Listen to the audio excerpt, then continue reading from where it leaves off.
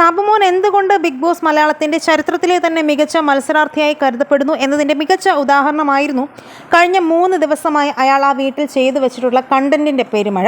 പലരുടെയും ഈഗോ ഹേർട്ടാക്കിയും അവരെ expose ചെയ്തുമുള്ള game കളിച്ചിട്ടും ഒരാൾക്കും വേദന ഉണ്ടാക്കാതെ എല്ലാവരെയും കൃത്യമായി വിശകലനം ചെയ്തു അവർക്കുള്ള നിർദ്ദേശം നൽകുകയാണ് സാബുമോൻ ചെയ്തത്. ബിഗ് ബോസ് മലയാളം സീസൺ 6-ൽ അതിഥികളായി എത്തിയ സാബുമോനും ശ്വേതാ മേനോനും വീട്ടിൽ നിന്നും ഇറങ്ങുകയാണ്. വീട്ടിലുണ്ടായ കുറച്ച് ദിവസങ്ങൾ പരമാവധി വിനോദകരമാക്കിയ ശേഷമാണ് ഇവർ പുറത്തിറങ്ങുന്നത്.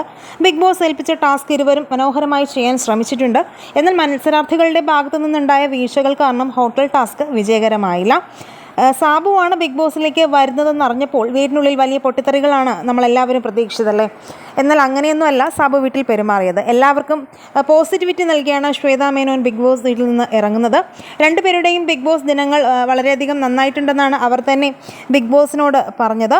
സാബുവാണ് വരുന്നത് എന്നറിഞ്ഞപ്പോൾ ഒരു ഹൈപ്പ് ലൈവ് കാണാൻ ഇരുന്നവർക്ക് ഒരു വൻ വിരുന്നാണ് സാബുവും ശ്വേതയും ചേർന്ന് ഒരുക്കിയത്. ബിഗ് ബോസ് ഇഷ്ടപ്പെടുന്നവർക്ക് ലൈവ് കാണാൻ പറ്റിയില്ലെങ്കിൽ അതൊരു നഷ്ടം തന്നെയായിരുന്നു. എന്തായാലും എപ്പിസോഡിലും BB+ലുമൊക്കെ ഇവർ ചേർന്ന് ആ വീട് ഇളക്കി മറിച്ചതിൻ്റെ 100% പോലും കാണിക്കാൻ സാധിച്ചിട്ടില്ല എന്നതാണ് വാസ്തവം.